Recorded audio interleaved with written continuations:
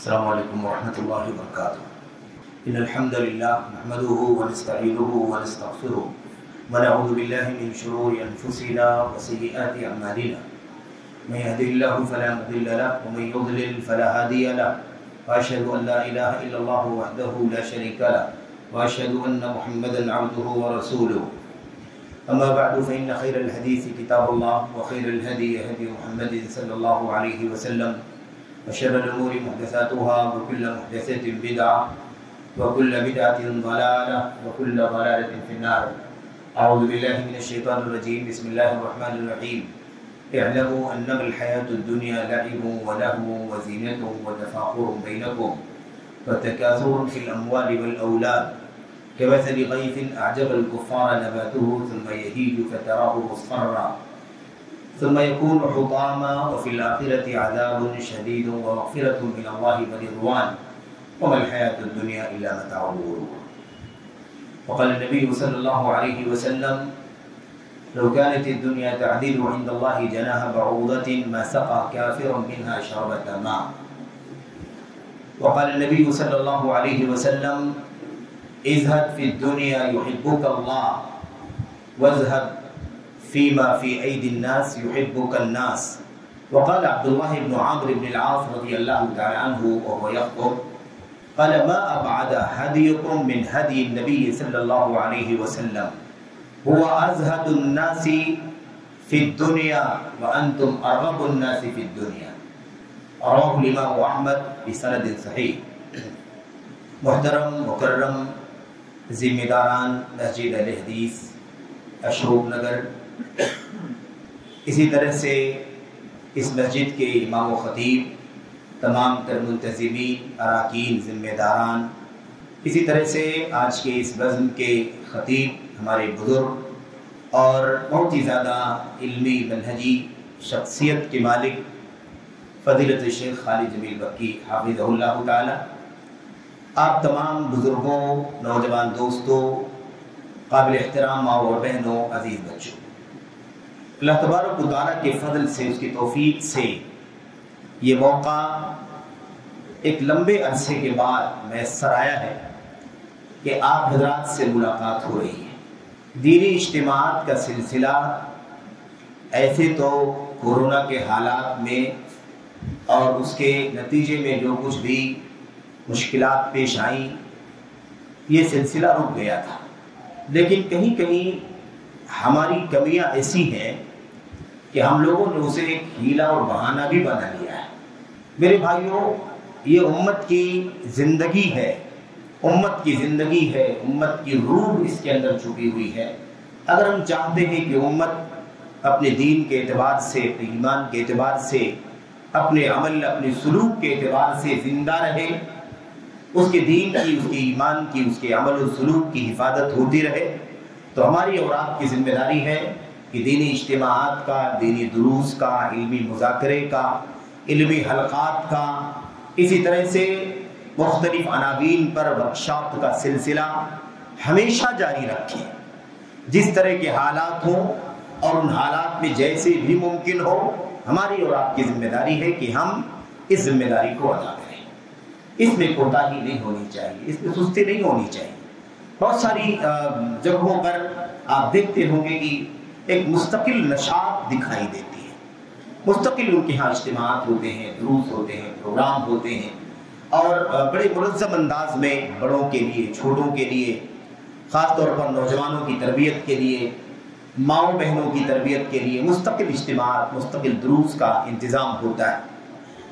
اس کا بہت زیادہ فائدہ ہے میرے بھائی۔ بے دینی کا ماحول بنتا جا رہا ہے، انحراف کا ماحول بنتا جا رہا ہے، اور یہی نہیں بلکہ ارتداد کی صورت ہمارا سماج، ہمارا معاشرہ اختیار کرتا جا رہا ہے۔ ایسی ایسی باتیں، ایسے ایسے مسائل ایمان کے، عقائد کے، منہج کے، سلوک کے اور سنت کی جو ڈگر ہے، اس سلسلے میں انحرافات کے ایسے ایسے مسائل اور ایسی ایسی باتیں سننے میں آتی ہیں کہ انسان حیران ہو جائے۔ شہر بمبئی کے اندر یہ اللہ تبارک و تعالیٰ کا بہت بڑا انعام ہے، احسان ہے کہ یہ شہر دیگر علاقوں کے بالمقابل بہت زیادہ اپنی دینی نشاطات رکھتا ہے. بہت سارے دینی ادارے یہاں قائم ہیں، بہت ساری مساجد کا جال بچھا ہوا ہے اور بہت ساری دعوتی نشاطات اور سرگرمیاں یہاں جاری ہیں. تو آپ یہ سوچیں کہ اگر اس جیسے شہر میں اگر اتنا زیادہ دعوت اور تعلیم کا انتظام ہے اور اتنے انحرافات اور ارتداد کی صورت دکھائی دیتی ہے، تو آپ بتائیے کہ اگر اس میں کوتاہی ہو جائے تو کیا حال ہوگا.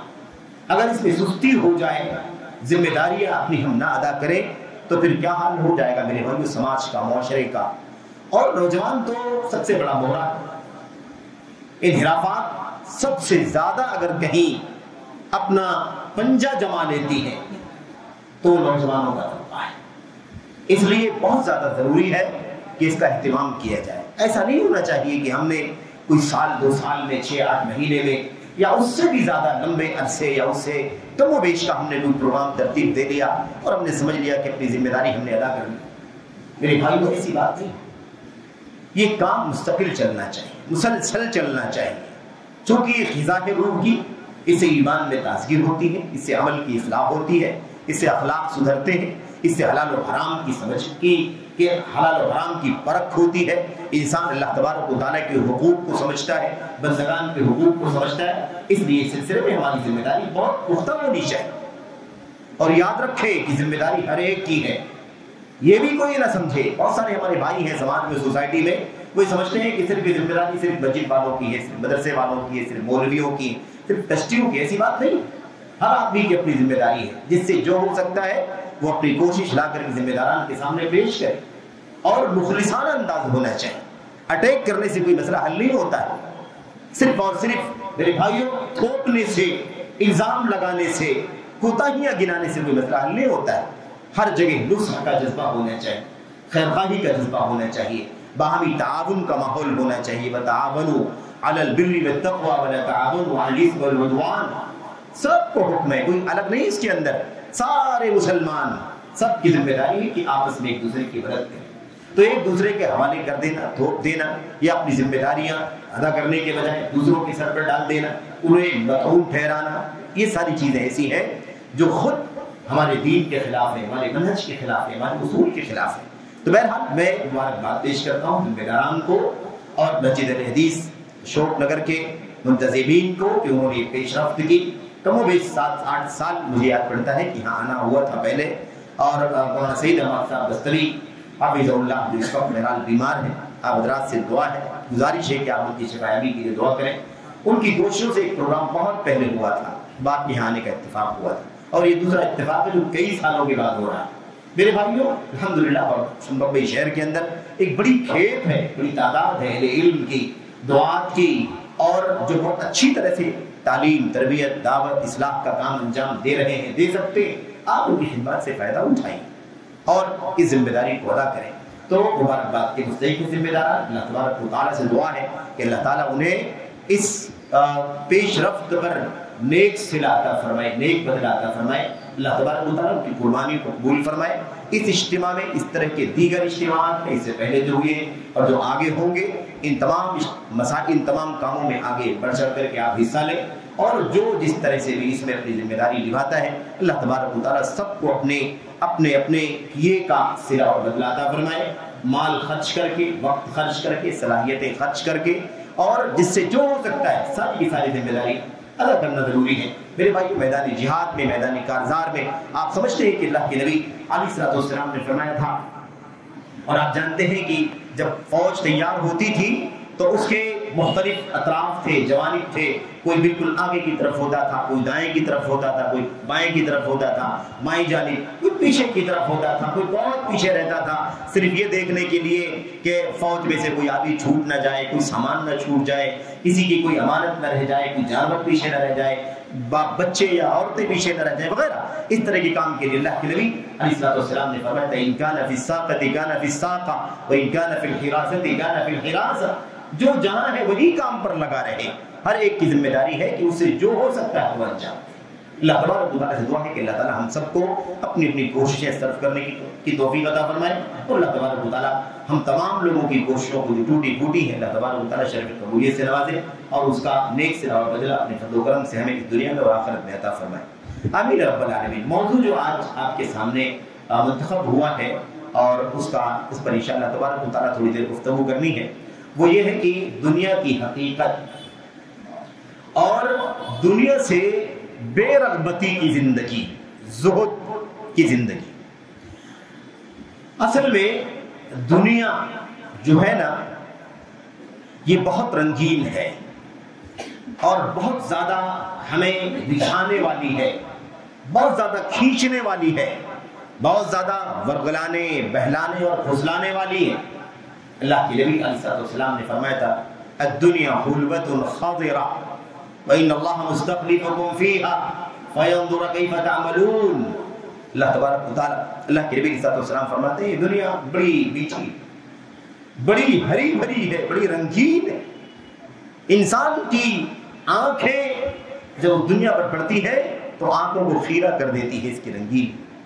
انسان اس کی لذت، اس کی مٹھاس، اس کی شیرینی، اس کا مزہ، اس کی لطافت سے ایسے بہک جاتا ہے میرے بھائیوں کہ ابھی شیخ صاحب جس عنوان کی وضاحت کر رہے تھے اس مقصد کو فراموش کر دیتا ہے۔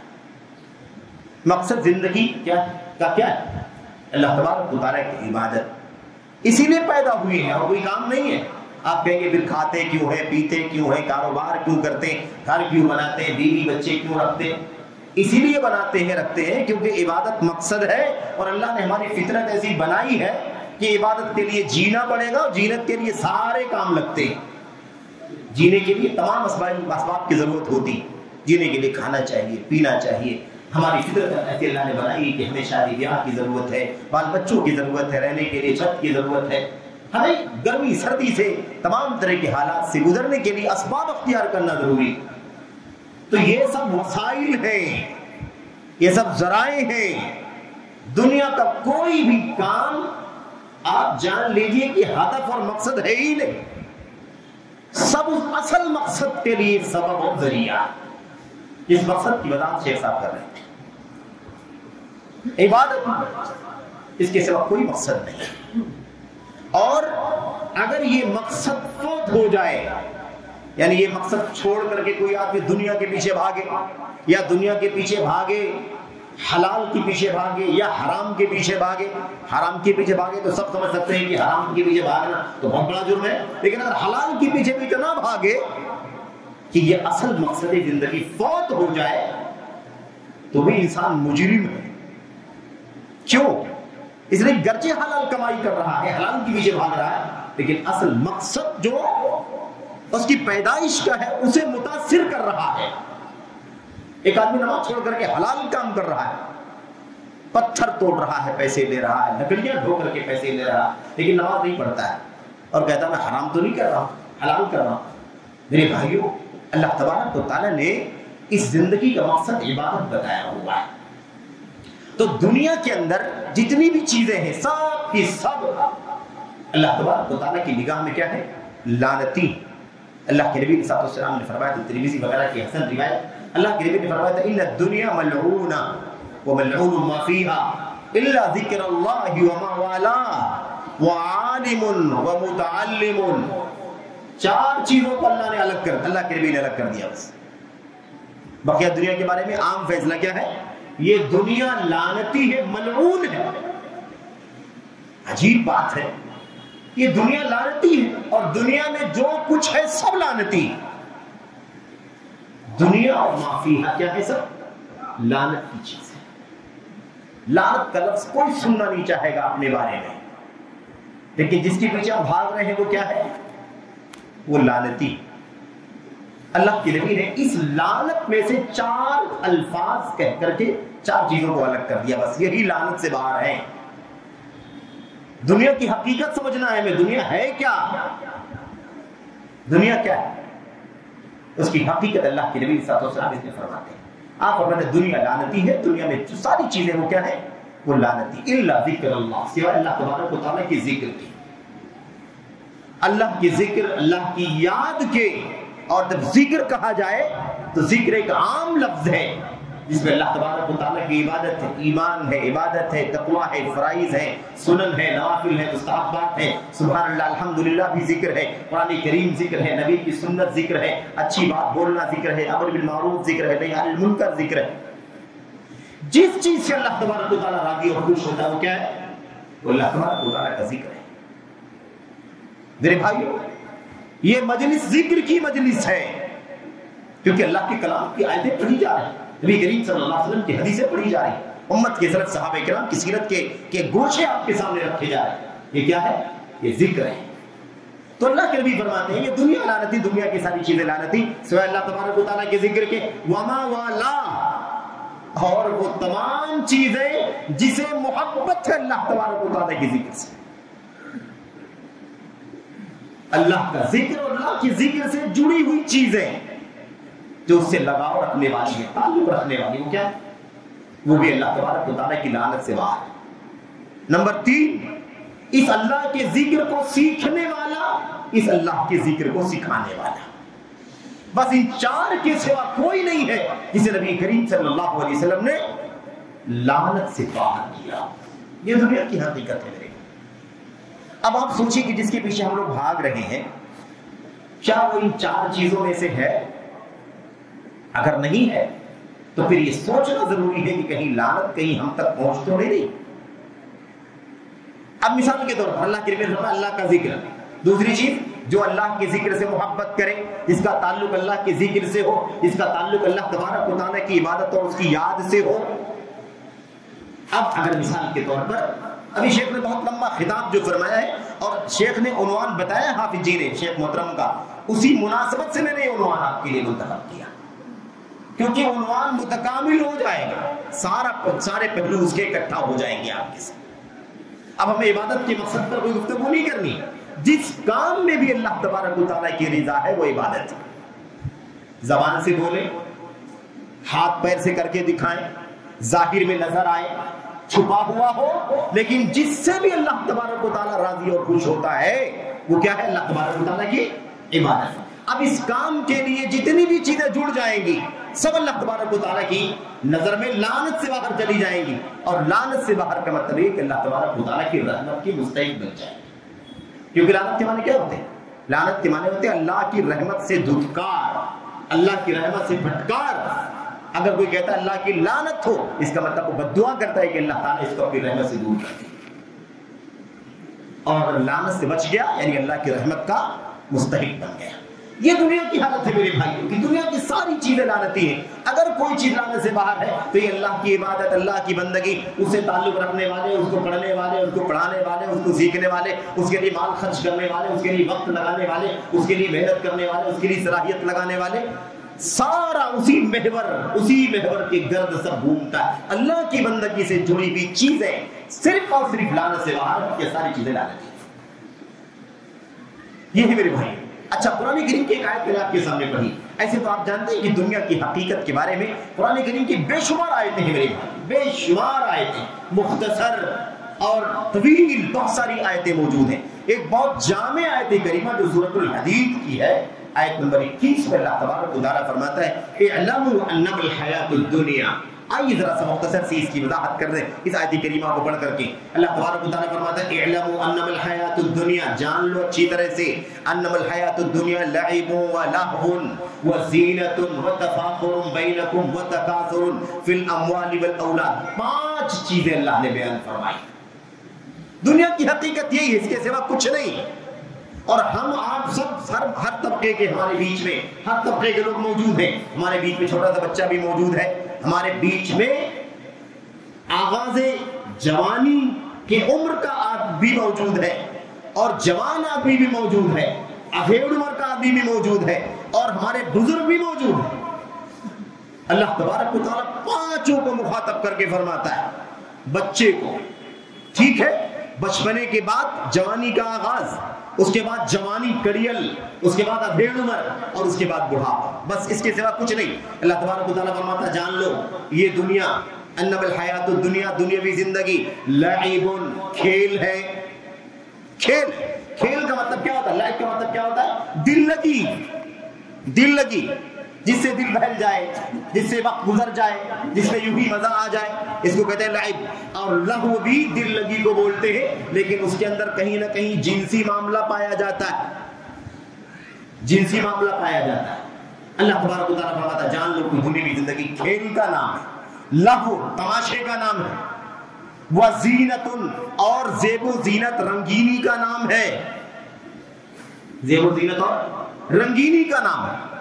گھر معیاری ہونا چاہیے، ہے کہ گاڑی بہت اچھی ہونی چاہیے، کپڑا برانڈیڈ ہونا چاہیے، جوتا معیاری ہونا چاہیے، تعلیم اعلیٰ سے اعلیٰ کالج اور یونیورسٹی کے اندر ہونی چاہیے، سماج کا اسٹیٹس ایسا ہونا چاہیے جو لوگوں کی نگاہوں کو متاثر کرنے والا ہو، لوگوں کی نگاہوں کھینچنے والا ہو۔ ایک وقت ایسا بھی آتا ہے کہ آدمی زیب و زینت کے مرحلے میں پڑ جاتا ہے۔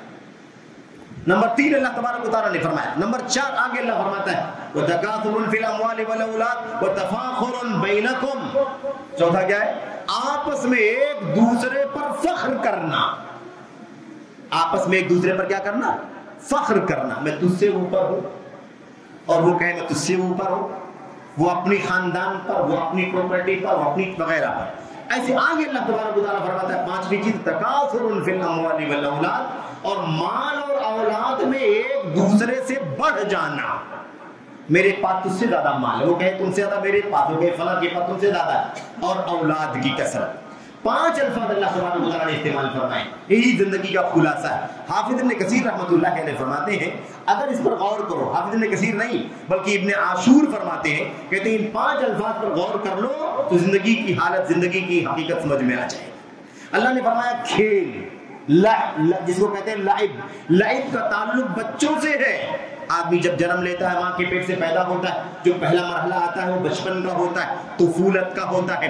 طفولت اور بچپن کے مرحلے میں بچہ کیا کرتا ہے؟ کھیل کود کرتا ہے، کھیلتا ہے اپنی مرضی کے مطابق، جو بھی اس کو اچھا لگتا ہے وقت اس کے اندر پاس کرتا رہتا ہے۔ آغاز یہی سے ہوتا ہے انسان کے وجود کے بعد۔ اس کے بعد جب تھوڑا سا بڑا ہو جاتا ہے، ابھی جوانی کے دہلیز پر پہنچتا ہے یا اس سے نیچے نیچے مراہقے کی عمر میں رہتا ہے، جس کو میرے بھائیوں جس کو شباب کہا جاتا ہے۔ اس کے بعد جب مضبوطی آتی ہے اس کو فتوہ کہا جاتا ہے۔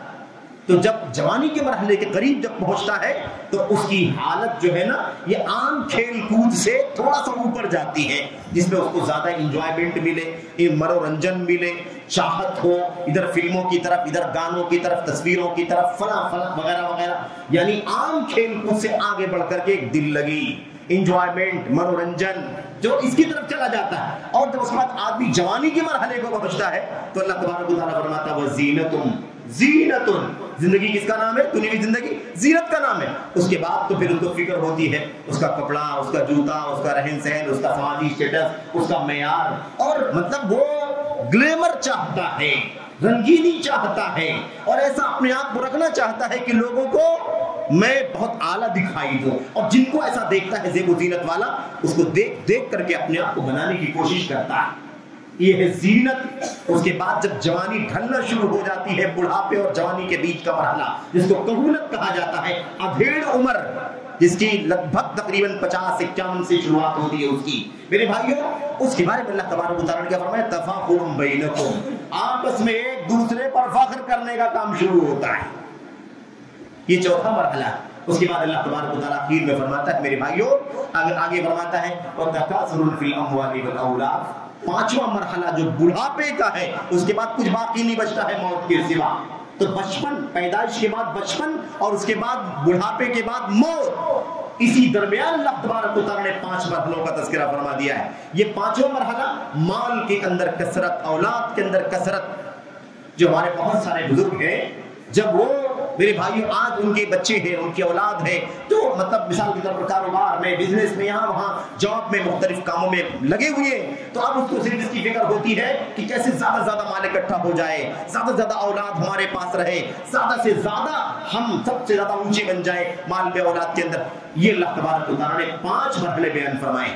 میرے بھائیوں، میرے بزرگوں، آپ یاد کریں اس کے اندر 2 باتیں ہیں۔ ایک بات تو یہ اللہ تبارک و تعالیٰ بتانا چاہتا ہے کہ دنیا کی اس کے سوا کیا حقیقت ہے۔ آدمی پیدا ہوتا ہے، بچپنا آتا ہے، اور اس کے بعد مراہقے کی عمر آتی ہے، جوانی کی عمر آتی ہے، ادھیڑ پن کی عمر کو پہنچتا ہے، بڑھاپا آتا ہے، اس کے بعد اس کی موت ہو جاتی ہے۔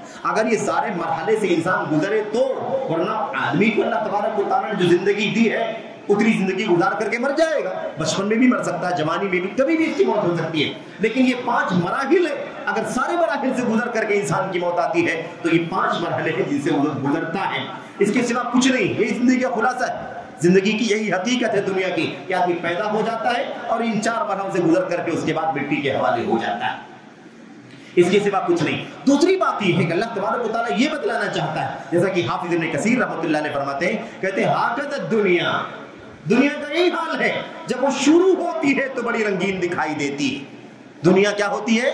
رنگین دکھائی دیتی ہے, آنکھوں کو کھینچتی ہے, دل کو مائل کرتی ہے, آدمی کو بہت لذت پیدا ہو جاتی ہے دنیا میں. لیکن اس کے بعد دنیا کی یہ رنگینی, دنیا کی یہ جوانی, دنیا کی یہ تازگی, دنیا کی یہ رنگی یہ زیادہ دن باقی نہیں رہتی ہے. اس کے بعد ڈھلنا شروع ہو جاتی ہے. جیسے بالکل بچہ جب پیدا ہوتا ہے تو آپ سوچئے کہ اللہ تبارک و تعالیٰ نے اسے کتنا خوبصورت بنایا, کتنا خوبصورت ہوتا ہے بچہ کسی کا بچہ بھی ہو آدمی دیکھتا ہے تو للچا جاتا ہے, اسے گود میں اٹھا لیتا ہے, اسے چوم لیتا ہے, اس کے سر پر شفقت سے ہاتھ پھیر دیتا ہے. یہ نہیں دیکھتا ہے کہ بچہ یہ کس کا ہے. میرے بھائیوں, ایسے ہی دنیا کی حالت ہے. پھر رفتہ رفتہ حالت تبدیل ہوتی ہے اور اس کے بعد بڑھاپے سے گزر کر کے دنیا ختم ہو جاتی ہے. کہنے کا مطلب یہ ہے کہ آغاز بڑا خوبصورت ہوتا ہے دنیاوی زندگی کا, اور اس کے بعد اختتام بہت کمزور ہو جاتا ہے. بہت کیا کہا, حتی تکون عجوزا شوہا, وہ دنیاوی زندگی جو خوبصورت شروع ہوتی ہے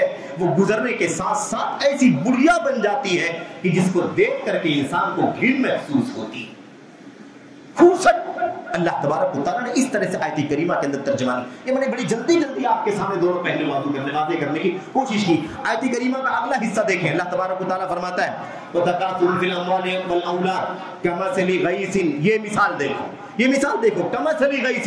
دنیا کی مثال اللہ تعالیٰ نے دی, اس کو سمجھایا, اور اس کو بعد اس کو سمجھانے کے لیے بھی مثال پیش کر رہا ہے جو دنیا کے اندر کی مثال ہے.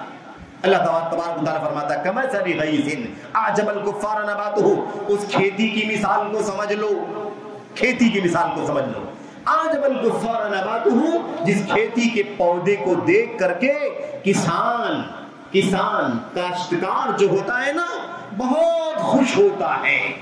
کھیتی جب دیکھتا ہے نا, ہری بھری کھیتی لہلہاتی ہوئی کھیتوں کے اندر فصل تیار ہو جاتی ہے. اللہ تبارک و تعالیٰ فرماتا ہے اعجب الکفار نباتہ, کاشتکاروں کو, کسانوں کو اس کھیتی کو دیکھ کر کے بہت مزہ آتا ہے, بہت اسے تعجب ہوتا ہے, بھاتی ہے وہ کھیتی لہلہاتی ہے, اس کو بہت بھاتی. ثم یہیج, اور پھر اس کے بعد وہ اس کی ہریالی کم ہونا شروع ہو جاتی ہے. اس کے اندر کیا ہو جاتی ہے؟ تبدیلی ہونا شروع ہو جاتی ہے. فَتَرَاهُ مُصْفَرًّا, اور پھر اس کے بعد تم ہرا, وہ کھیتی ہری بھری تھی, اس کے بعد تم کیا دیکھتے ہو؟ مُصْفَرًّا, کہ وہ پیلی ہو چکی ہے. اس کے پتے جو ہرے تھے وہ دھیرے دھیرے خوش ہو کر کے پیلے ہو رہے ہیں. اللہ اکبر. فَتَرَاهُ مُصْفَرًّا, پھر اس کے بعد تم پیلا دیکھتے ہو. ثُمَّ يَكُونُ حُطَامًا, اور پھر اس کے بعد تیسرا مرحلہ آتا ہے کہ وہ کھیتی کے پتے جو ہرے ہرے تھے اس کے بعد پیلے پیلے ہو گئے. پیلے ہونے کے بعد وہ سوکھ کر کے کڑک ہو گئے, اور اس کے بعد وہ ٹوٹ کر کے زمین پر گر گئے, اور اس کے بعد چلنے پھرنے والوں کی وجہ سے اس کے ذرات باریک ہو کر کے مٹی میں مل گئے. ثم يكون حطاما, پھر اس کے بعد وہی ہری بھری کھیتی کے پتے کیا ہو گئے؟ ثم يكون حطاما, وہ ریزہ ہو گئے, باریک ہو کر کے چورا ہو گیا. تو کھیتی کی شروعات کتنی اچھی ہوئی تھی. دوسری آیت میں اللہ تبارک و تعالیٰ نے اور باریکی سے اس بات کو بیان فرمایا ہے کہ جب کھیتی نکلتی ہے, اس کی کوپلیں باہر آتی ہے, اس کا پہلا حصہ کتنا خوبصورت ہوتا ہے, کتنا حسین ہوتا ہے. پھر اس کے بعد وہ اوپر کی طرف آتا ہے, انسان خوش ہوتا چلا جاتا ہے, اور اوپر اور خوش ہوتا ہے, ہرا بھرا ماحول دیکھتا ہے تو اور خوش ہو جاتا ہے. لیکن دھیرے دھیرے ابھی چند ہی دن گزرتے ہیں کہ اس کھیتی کی حالت تبدیل ہو جاتی ہے. کھیتیاں جو ہری لہلہاتی ہوئی دکھائی دے رہی تھی, ایک وقت آتا ہے جب ساری کی ساری کھیتیاں ختم ہو چکی ہوتی ہیں اور وہ زمین میں اس کے پودے مل چکے ہوتے ہیں. اللہ تبارک و تعالیٰ فرماتا ہے یہی حالت ہے انسان کی دنیاوی زندگی کی. یہی حالت, شروعات بہت خوبصورت, اور اس وقت دیکھتے ہی وہ کیا ہوتا ہے, اس کی حالت دیگر ہو جاتی ہے. اللہ تبارک و تعالیٰ آگے فرماتا ہے ثم يكون حطاما وفي الآخرة عذاب شدید. اللہ کے کلام کا انداز دیکھو, اللہ کے کلام کا انداز دیکھو. فوراً کیا بات اللہ نے بیان فرمائی؟ یہ دنیا جس کی رنگینی تم کو بتائی جا رہی ہے، تم اسی میں لگے رہتے ہو، اسی کے پیچھے بھاگتے رہتے ہو، اسی کے طلبگار بنے رہتے ہو، اسی کے حاصل کرنے کے پیچھے حلال حرام کی تمیز بھی ختم کر دیتے ہو، اسی کے پیچھے اپنی عبادت کے مقصد کو بھی فراموش کر دیتے ہو، اسی کی بنیاد پر لوگوں کے حقوق بھی ضائع کر دیتے ہو۔ تم کیا نہیں کرتے اس دنیا کے پیچھے بھاگتے ہوئے؟ لیکن آخرت میں کیا ہوتا ہے؟ وَفِي الْآخِرَةِ عَذَابٌ شَدِيدٌ وَمَغْفِرَةٌ مِّنَ اللَّهِ وَرِضْوَانٌ۔ آخرت میں صرف اور صرف دو چیزیں ہوں گی، یا تو یہ فیصلہ اللہ تبارک و تعالیٰ کے یہاں دو کیٹیگری میں ہوگا۔ اللہ تبارک و تعالیٰ نے دوسری آیت کریمہ میں کیا فرمایا؟ فریق فی الجنت و فریق فی السعیر۔ ایک ٹولی جنت کی مستحق بن جائے گی اور دوسری ٹولی دہکتی بھڑکتی ہوئی آگ کا کی مستحق بن جائے گی۔ پوری دنیا دو کیٹیگری میں تقسیم ہو جائے گی۔ اسی بات کو اللہ تبارک و تعالیٰ فرماتا ہے، اس دنیا سے گزرنے کے بعد جس نے جیسا کیا ہوگا، اس دنیا کو جس نے جو سمجھا ہوگا، اس دنیا سے جس نے جیسا دل لگایا ہوگا، جس نے اس کو مقصد سمجھ لیا ہوگا، اس کا انجام، اور جس نے اس کو ایک وسیلہ اور ذریعہ سمجھا ہوگا، اس کا انجام، سب کا انجام الگ الگ ہوگا۔ اللہ تبارک و تعالیٰ فرماتا ہے آخرت میں یا تو کیا ہوگی؟ اللہ تبارک و تعالیٰ فرماتا ہے میرے بھائیو وفی الآخرۃ عذاب شدید، آخرت میں یا تو بہت سخت عذاب ملے گا، یا تو وَمَغْفِرَةٌ مِّنَ اللَّهِ وَرِضْوَانٌ، اور یا تو اللہ تبارک و تعالیٰ کی طرف سے بخشش حاصل ہوگی، اللہ معاف فرما دے گا، مغفرت مل جائے گی، اور کیا؟ وَرِضْوَانٌ، اور اللہ تبارک و تعالیٰ راضی ہو جائے گا، خوش ہو جائے گا۔ یا تو اللہ کا دردناک عذاب جھیلنا ہوگا، اور یا تو اللہ تبارک و تعالیٰ کی طرف سے مغفرت اور رضامندی۔ اس دنیا سے جانے کے بعد اللہ کے سامنے جب پیشی ہوگی نا، تو دو ہی انجام ہوں گے، یا تو یہ اور یا تو یہ خلاصہ ہے۔ تم یہاں دنیا میں آئے ہو، تم نے اپنی زندگی گزارنے کے بعد آخرت میں جب اللہ کے سامنے پیشی ہوگی تو تمہارا یہ انجام ہوگا۔ اللہ تبارک و تعالیٰ آخر میں خلاصہ، ساری بات کا خلاصہ بیان فرماتا ہے میرے بھائیو وَمَا الْحَيَاةُ الدُّنْيَا إِلَّا مَتَاعُ الْغُرُورِ۔ یاد رکھو دنیاوی زندگی محض دھوکے کا سامان ہے۔ دنیاوی زندگی فائدہ اٹھانے کی چیز ہے، اور جو ہم فائدہ اٹھا رہے ہیں یہ بڑے دھوکے کا فائدہ ہو سکتا ہے۔ ایسا ہو سکتا ہے کہ ہم اسے فائدہ اٹھا رہے ہیں اور کل یہ چیز ہمارے خسارے کا سبب بن جائے۔ تو دنیاوی زندگی میں دھوکے کا سامان ہے۔ میرے بھائیو اللہ کے کلام کی اس آیت کریمہ میں بہت ہی جامع انداز میں دنیا کی حقیقت کو کھول کر کے بیان کر دیا گیا ہے۔ اللہ کے کلام کی اور بہت ساری آیتیں ہیں جس میں اس مضمون کو بیان کیا گیا ہے۔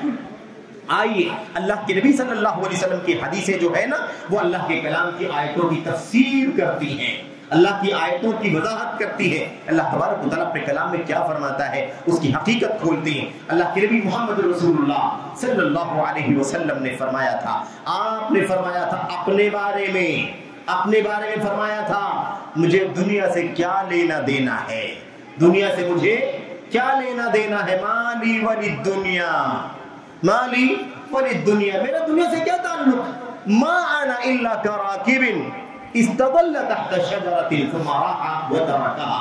اللہ کے نبی صلی اللہ علیہ وسلم نے فرمایا تھا اس دنیا سے میرا کتنا لینا دینا، کتنا تعلق ہے، میری مثال کیسی، میری مثال کیسی؟ اللہ کے نبی میری مثال ایسی ہے کہ کوئی آدمی سخت دھوپ میں سفر کر رہا ہو اور چلچلاتی دھوپ میں اس کا پسینہ بہ رہا ہو اور وہ دھوپ تلے جل رہا ہو، برداشت نہ کر سکے تو کوئی سایہ دیکھ کر کے تھوڑی دیر کے لیے اس سائے کے نیچے آرام کرنے لگے، اور جیسے ہی تھوڑی سی راحت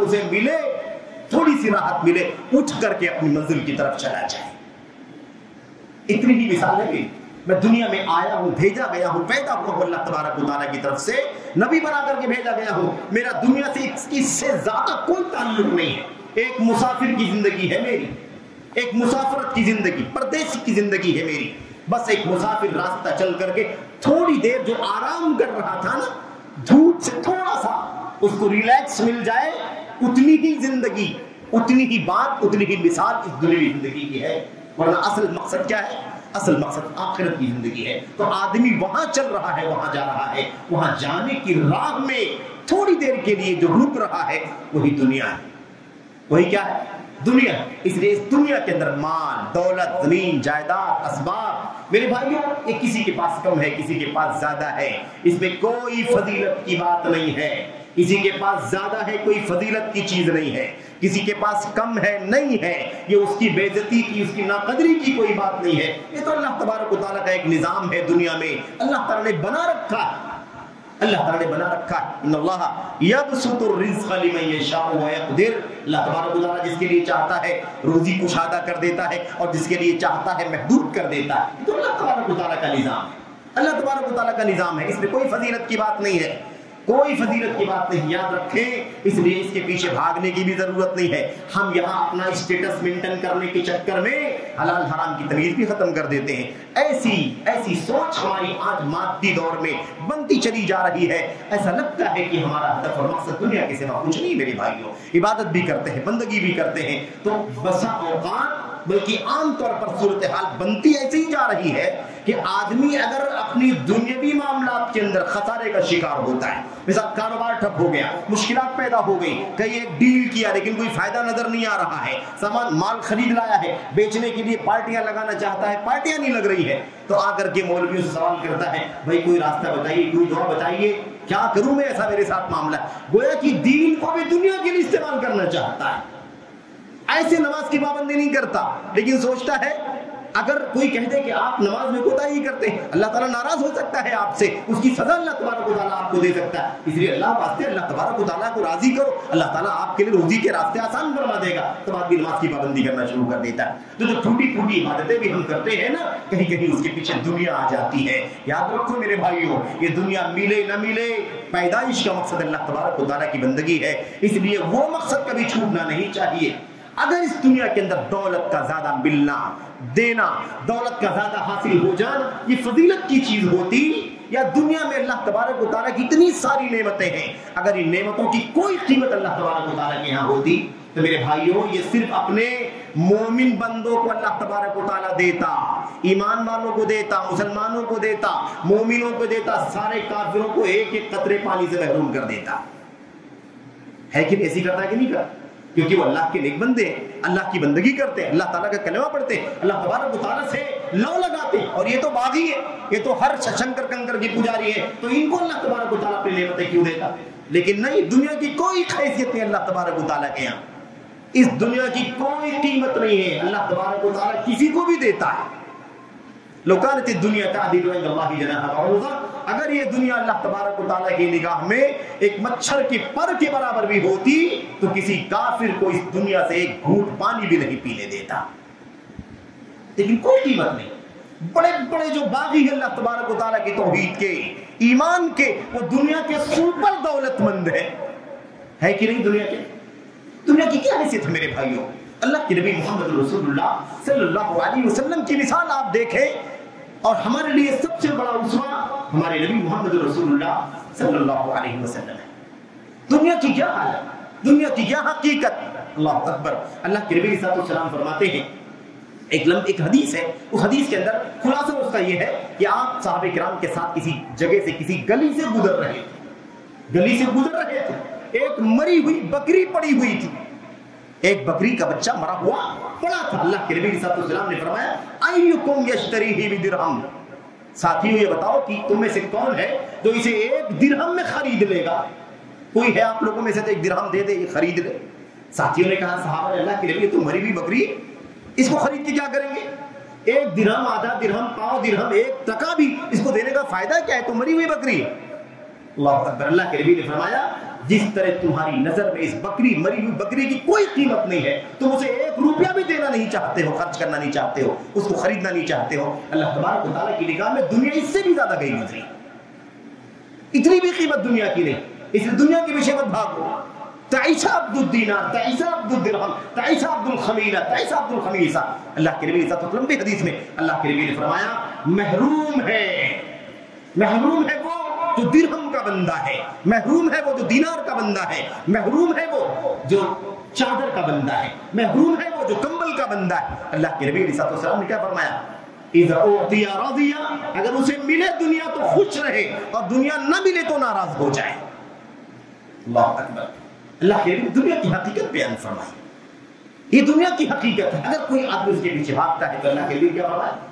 یہ تو دنیا ہے، دنیا ہے، یہ اس کے پیچھے بھاگو گے تو یاد رکھو اس کے بندے بن جاؤ گے. اسی لیے ہدف مقصد کیا ہونا چاہیے؟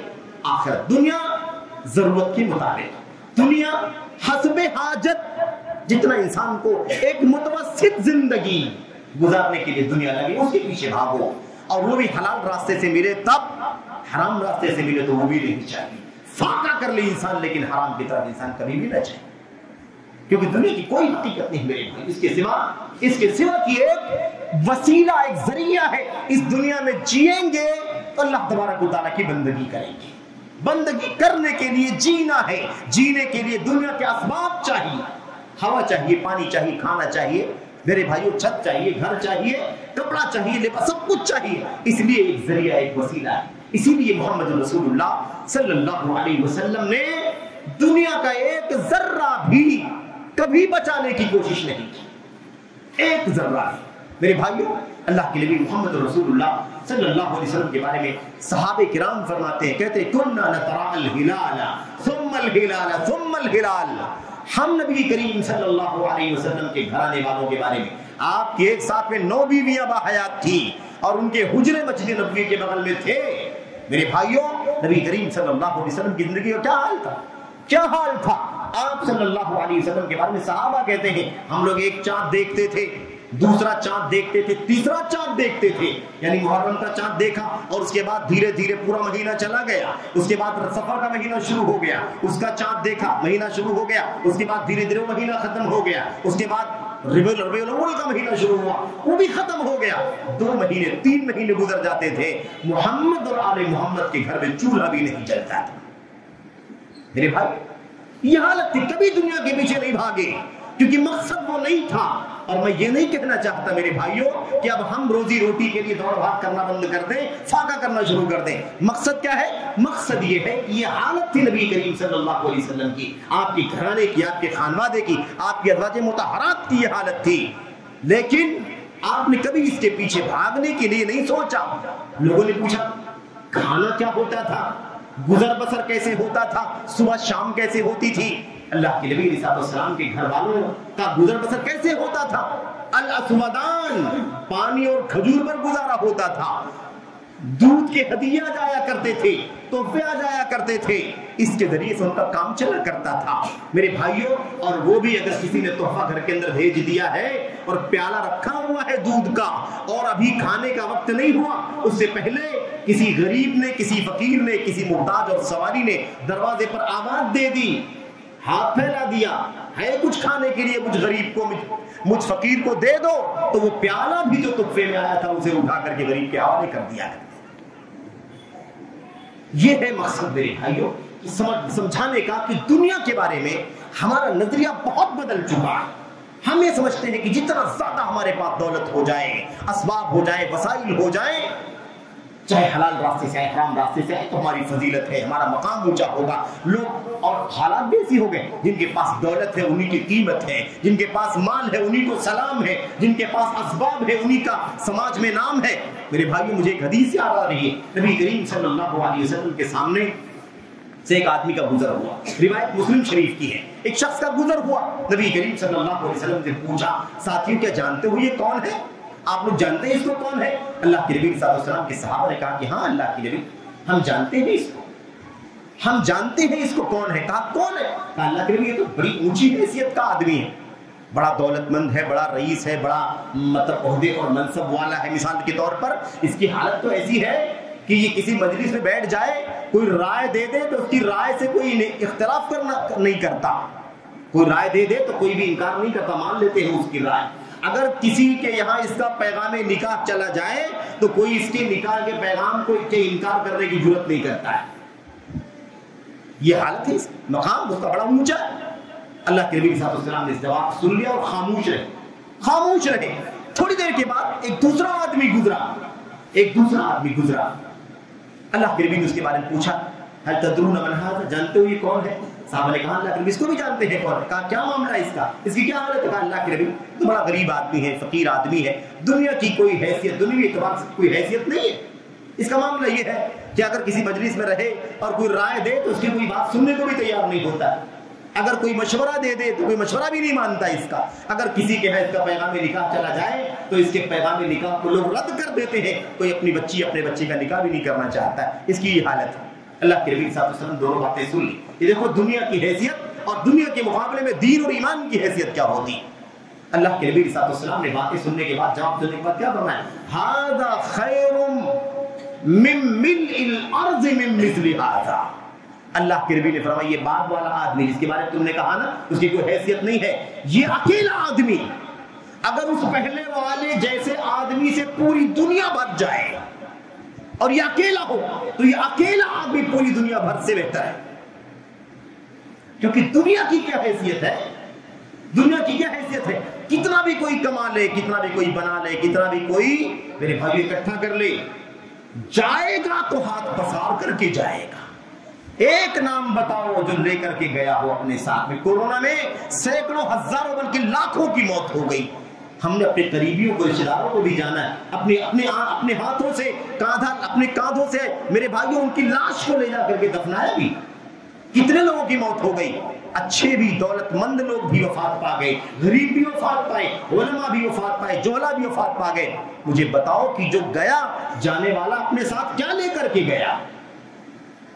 یہ سوچنے کی ضرورت ہے. تو جو جانے والا ہے اس کی فکر کرو، جو نہیں جانے والا ہے اس کی فکر مت کرو. اللہ کے نبی محمد رسول اللہ صلی اللہ علیہ وسلم نے فرمایا تھا. اللہ اکبر، بڑی عظیم شان حدیث ہے، بڑی پیاری حدیث ہے.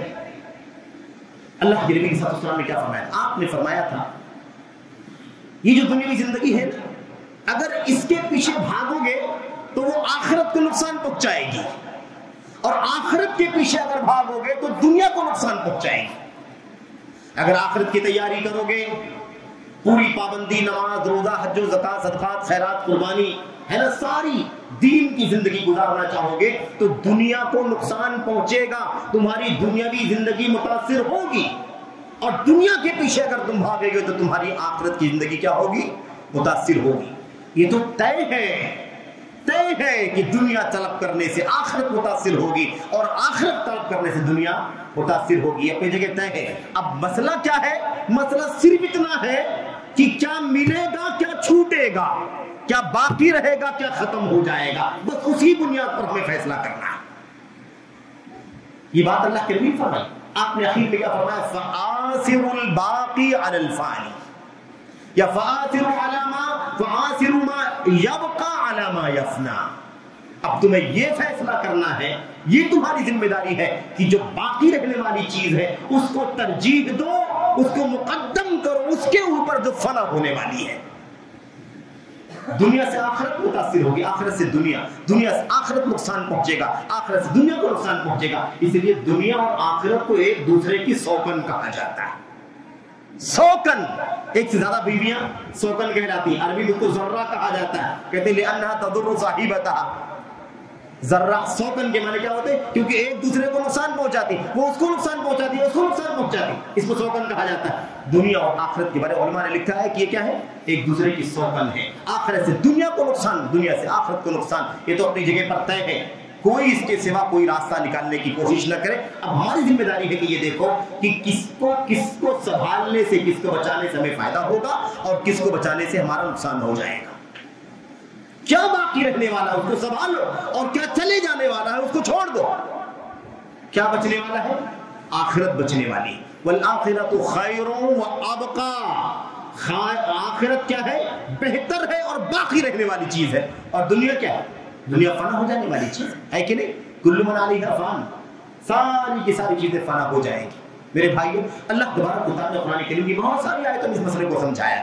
یہ بات ہے اللہ کے نبی محمد رسول اللہ صلی اللہ علیہ وسلم کی وہ ساری حدیثیں ہمارے سامنے ہونی چاہیے جس میں اللہ کے نبی علیہ الصلوۃ والسلام نے فرمایا تھا. حضرت سہل بن سعد الساعدی رضی اللہ عنہ اللہ کے نبی کے پاس آئے اور انہوں نے کہا اللہ کے نبی صلی اللہ علیہ وسلم دلنی علی عمل اذا عملته دخلت الجنہ. اللہ کے نبی مجھے کوئی ایسا عمل بتلائیے، مجھے کوئی ایسا عمل بتلائیے جسے کر کے میں جنت میں داخل ہو جاؤں، یا جسے میں ہمیشہ پابندی کے ساتھ کرتا رہوں.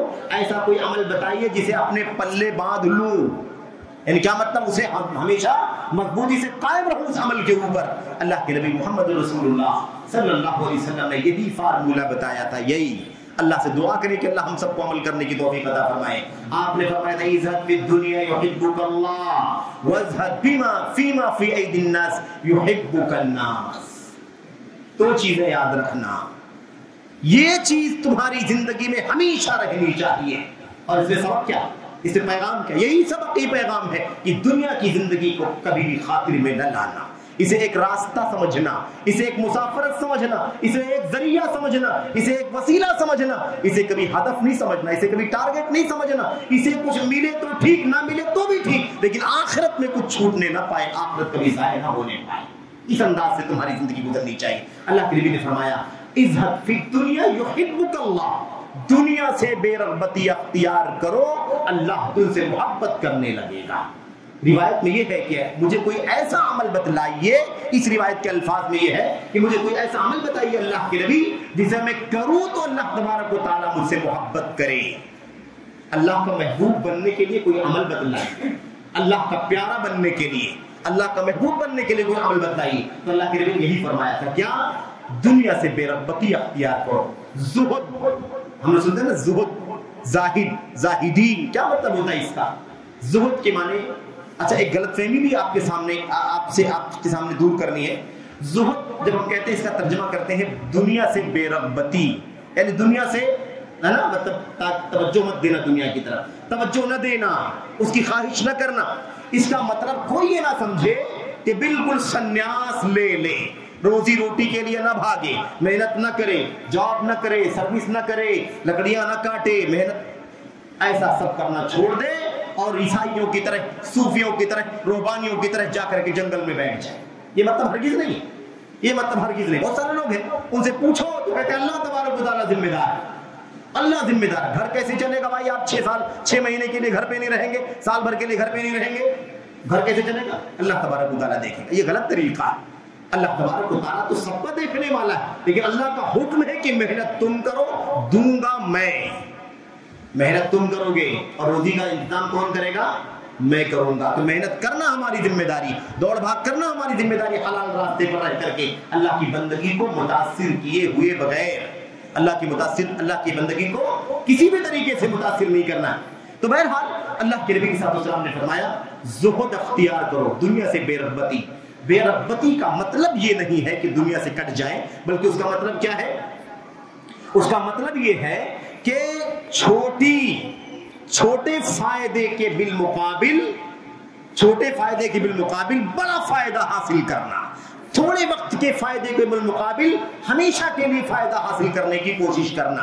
اس کی طرف توجہ نہ دینا جس کا فائدہ تھوڑا ہے, اس کی طرف توجہ دینا جس کا فائدہ بہت زیادہ ہے اور ہمیشہ کے لیے.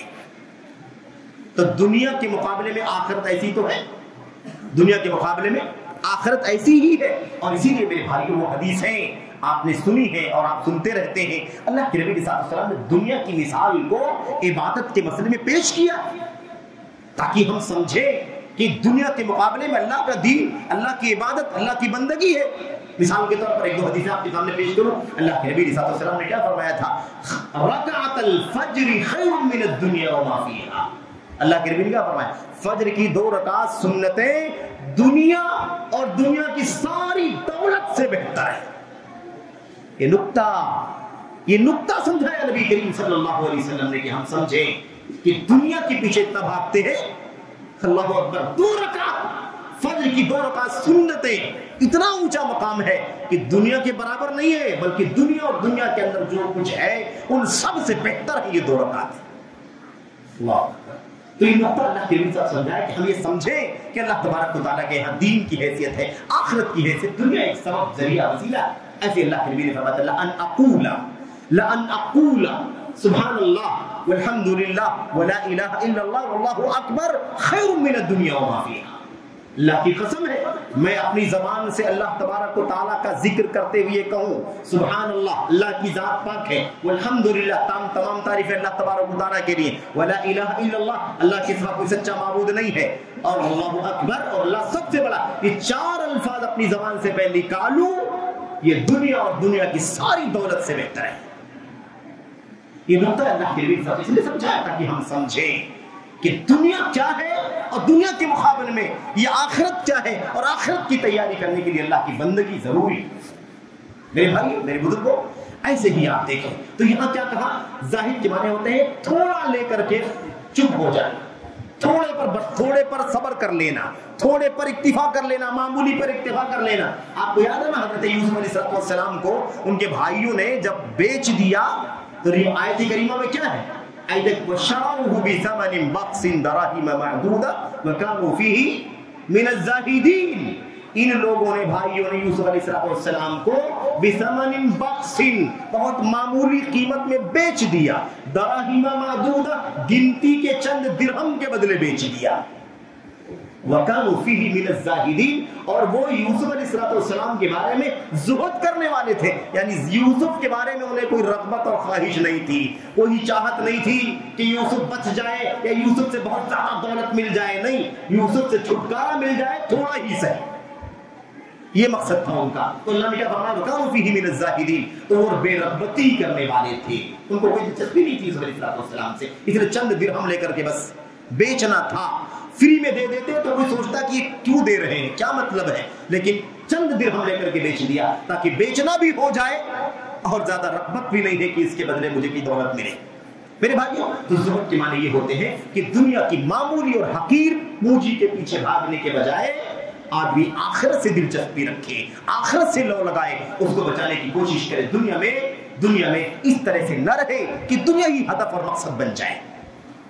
اچھا، اللہ کے نبی کیا فرمایا، یہی اللہ تبارک و اس دنیا سے بے رغبتی اختیار کرو، اللہ تبارک و تعالیٰ تم سے محبت کرے گا۔ اور دوسری چیز کہا، اور جو لوگوں کے پاس ہے، لوگوں کے پاس مال، دولت، اسباب، رسوخ، پاور، طاقت، جو کچھ لوگوں کے پاس ہے اس میں اس سے بے رغبتی اختیار کرو، لوگ تم سے محبت کرنے لگیں گے۔ اگر آدمی بے لوث ہوتا ہے نا، آپ سے کوئی لالچ نہ رکھے، آپ سے کوئی چاہت نہ رکھے، آپ سے کچھ ملنے کی تمنا نہ رکھے، تو آپ اس سے محبت کریں گے، ہے کہ نہیں؟ لیکن جیسے ہی آپ کے سامنے زبان کھولے گا آپ کی نظر سے گر جائے گا۔ یہ تو تعلقات سے رکھتا ہے کہ کچھ مل جائے، کچھ فائدہ ہو جائے، مال حاصل ہو جائے، دولت حاصل ہو جائے، سفارش مل جائے، فلاں سورس حاصل کرنا چاہتا ہے، اس لیے تعلقات قائم کیا ہوا، سمجھ رہے ہیں نا؟ اس لیے لوگوں کے مال کی لالچ مت کرو، لوگوں کے پاس جو کچھ ہے، دولت ہے، اس کے پیچھے کبھی نہ بھاگو۔ اگر اپنی عزت چاہتے ہو، اپنا مقام چاہتے ہو کہ لوگ محبت کی نظر سے دیکھیں، عزت کی نظر سے دیکھیں، تو تمہیں چاہیے کہ تم کیا کرو، ان کے پاس، ان کے ہاتھوں میں جو کچھ ہے اس کی لالچ نہ کرو۔ میرے بھائی، آج ہماری حالت کیا ہے؟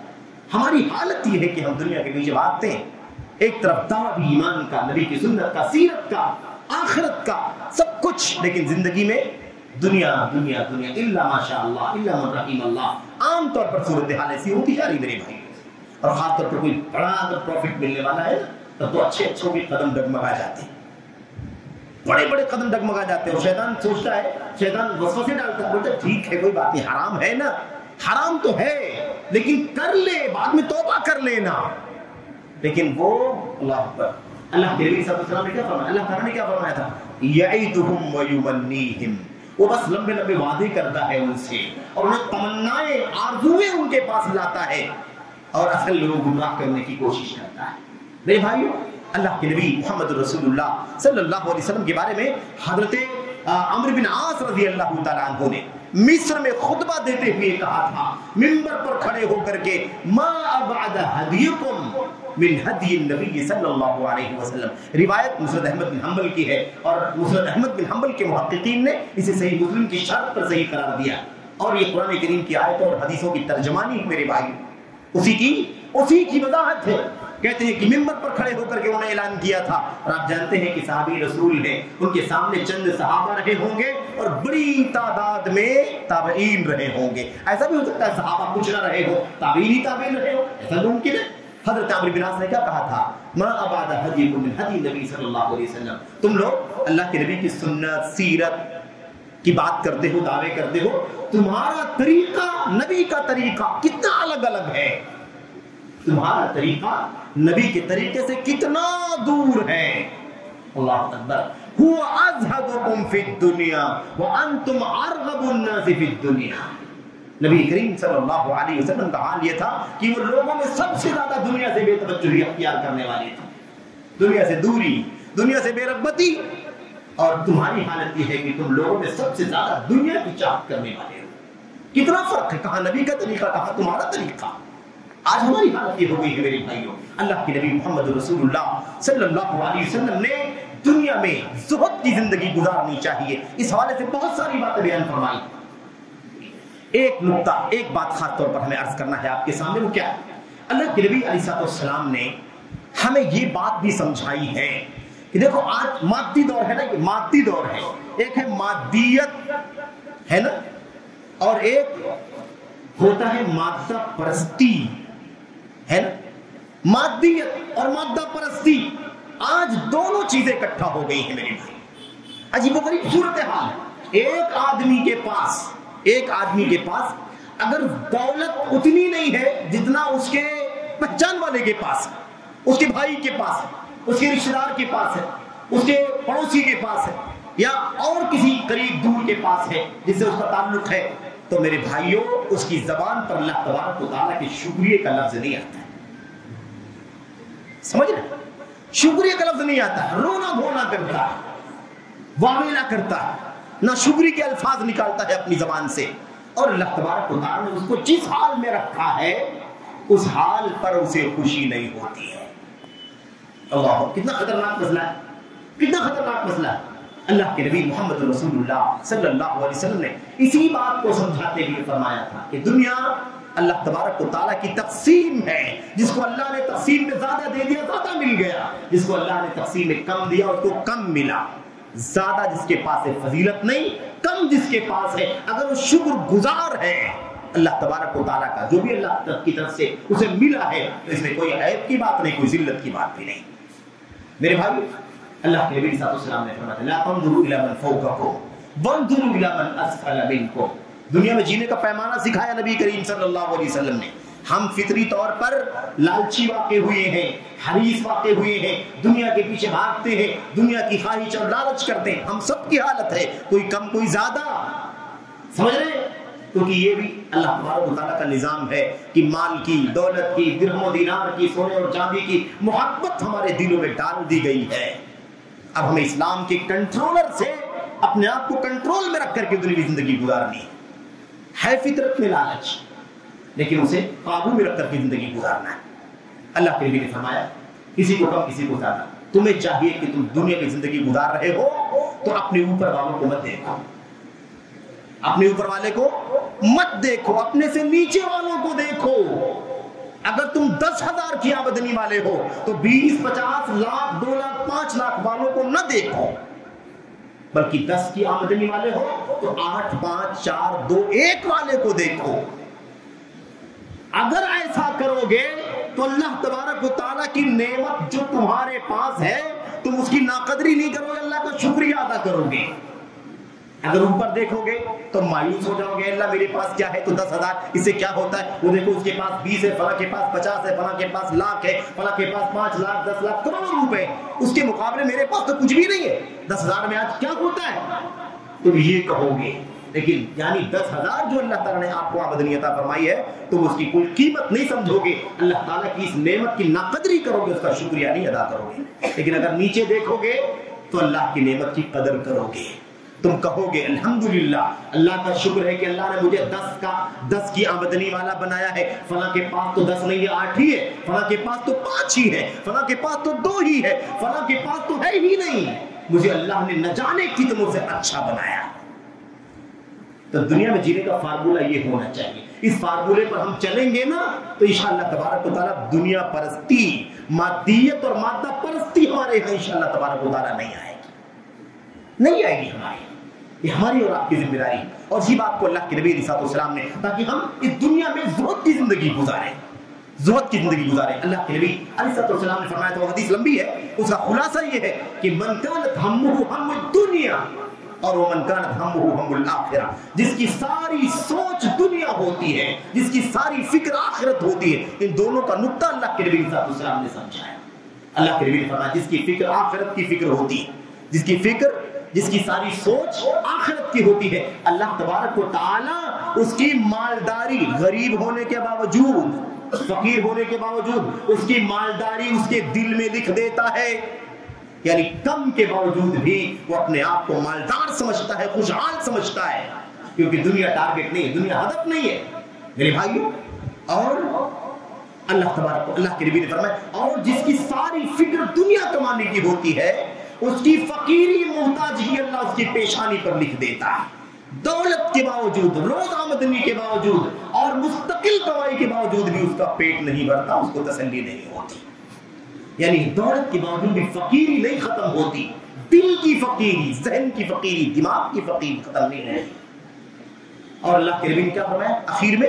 آپ نے فرمایا جس کی سوچ آخرت کی سوچ ہوتی ہے اللہ تبارک و تعالی اسے آخرت تو دیتا ہی ہے، آخرت کی سوچ ہونے کی وجہ سے دنیا ذلیل ہو کر کے اس کے قدموں میں آ جاتی ہے۔ اتت الدنیا وہی راغمہ، دنیا ذلیل ہو کر کے اس کے قدموں میں آ جاتی ہے۔ میرے بھائی یہ اللہ تبارک و تعالیٰ کا فیصلہ ہے، نبی کریم صلی اللہ علیہ وسلم کی یہ سنت ہے، آپ کی طرف سے رغبت ہے کہ ہمیں زندگی ترغیب ہے کہ ہم دنیا میں زندگی کیسے گزاریں۔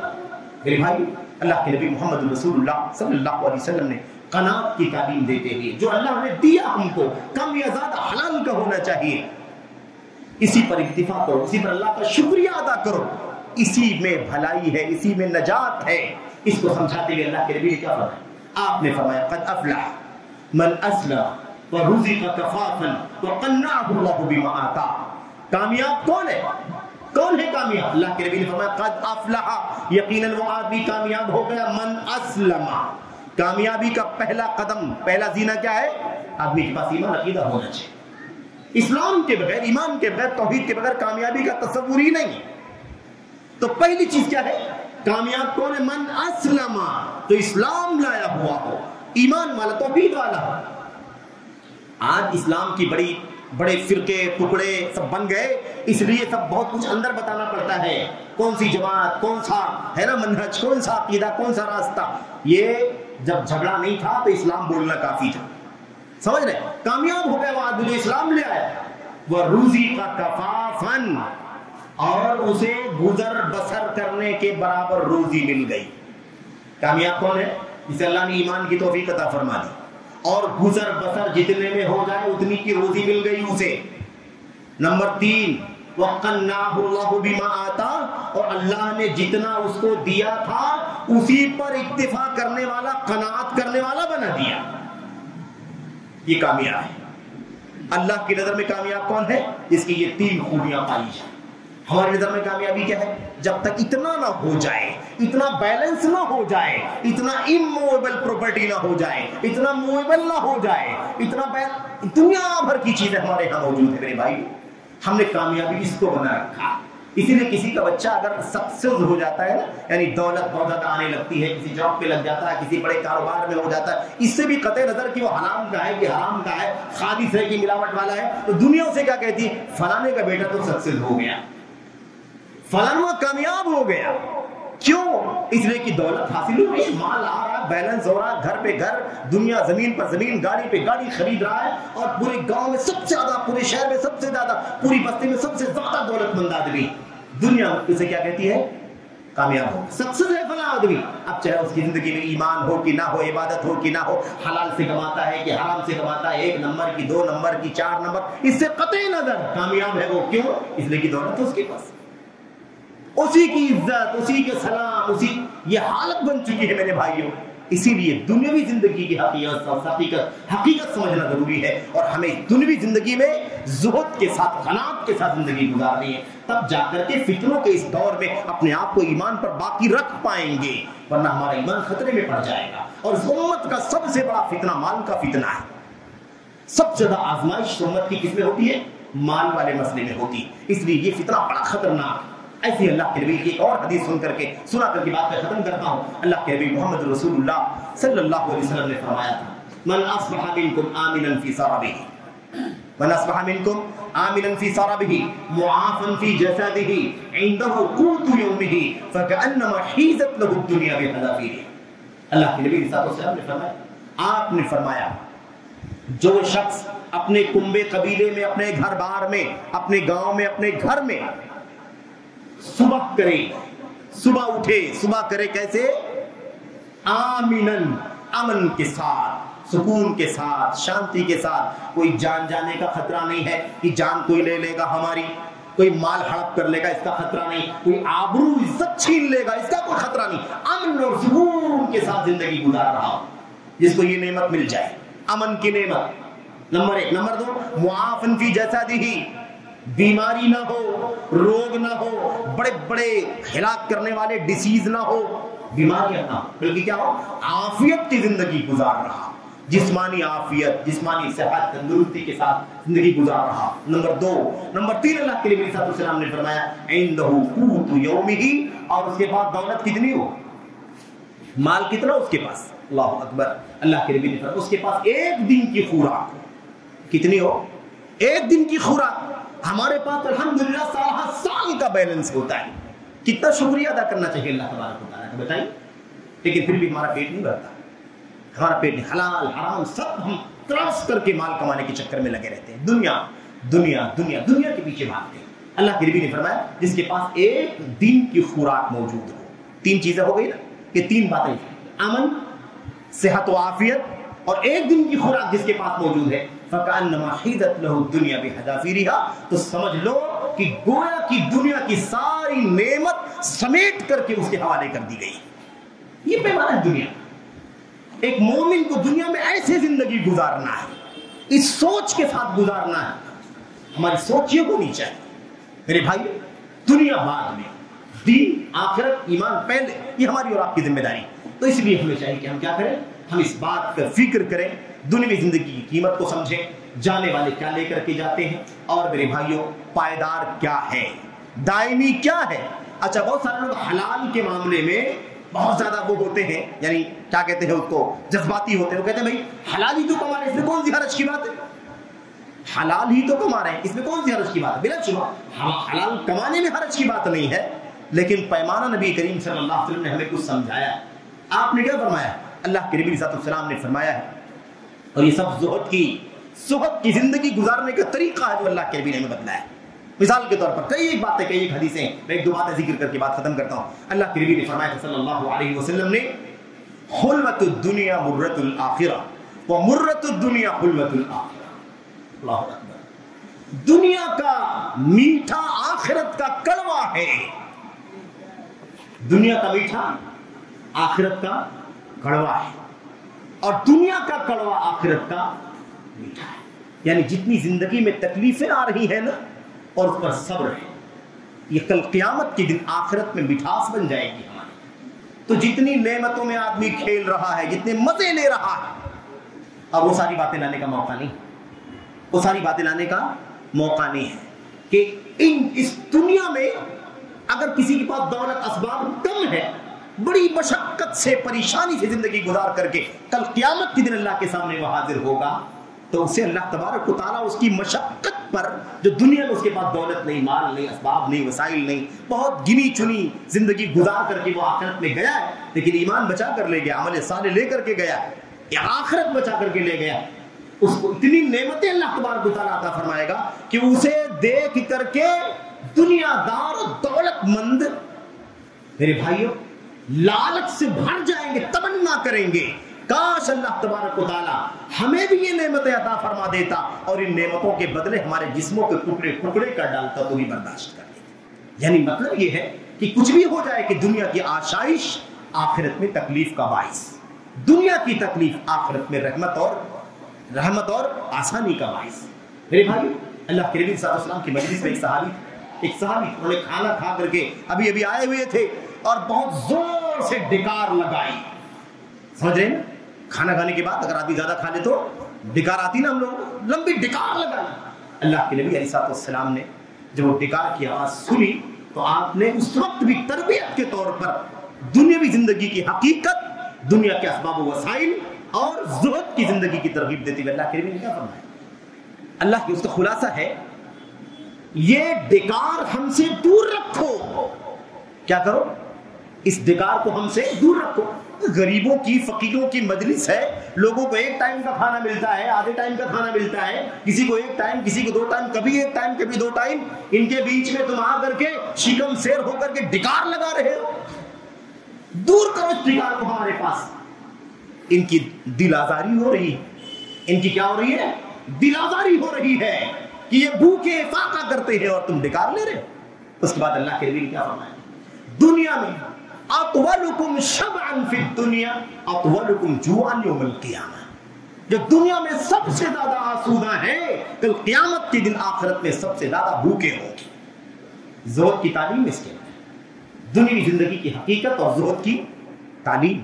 بہرحال میرے بھائی بہت ساری باتیں ہیں اور ایک جانتے ہیں کہ لمبا چوڑا موضوع ہے، بہت سارے گوشے ہیں، بہت سارے اس کے پہلو ہیں. اللہ سے بس دعا کرتے ہیں کہ اللہ تبارک و تعالیٰ سب سے پہلے کہنے والے کو اور اس کے بعد تمام بھائیوں کو بہنوں کو جنہوں نے سنا ہے، اللہ تعالیٰ سبوں کو اپنی زندگی میں ان اصولوں کو بروئے کار لانے کی توفیق عطا فرمائے. اللہ تبارک و تعالیٰ ہمیں دنیا کی حقیقت، اس کی بے وقاتی، اس کی ناپائیداری کو سمجھنے کی توفیق عطا فرمائے. اور اللہ تبارک و تعالیٰ ہمیں اس دنیا میں کیسے زندگی گزارنا ہے، ایک مومنانہ زندگی، ایک مومن کی سوچ کے ساتھ زندگی اللہ تبارک و تعالیٰ جینے کی توفیق عطا فرمائے. اس کے لیے جو اصول اللہ کے نبی علیہ الصلوۃ والسلام نے بیان فرمائے ہیں، ان اصولوں کو اللہ تبارک و تعالیٰ سے برتنے کی عمل میں لانے کی توفیق بخشے. آمین رب العالمین. صلی اللہ وسلم وبارک علی نبینا محمد وعلی آلہ وصحبہ اجمعین. السلام علیکم ورحمۃ اللہ.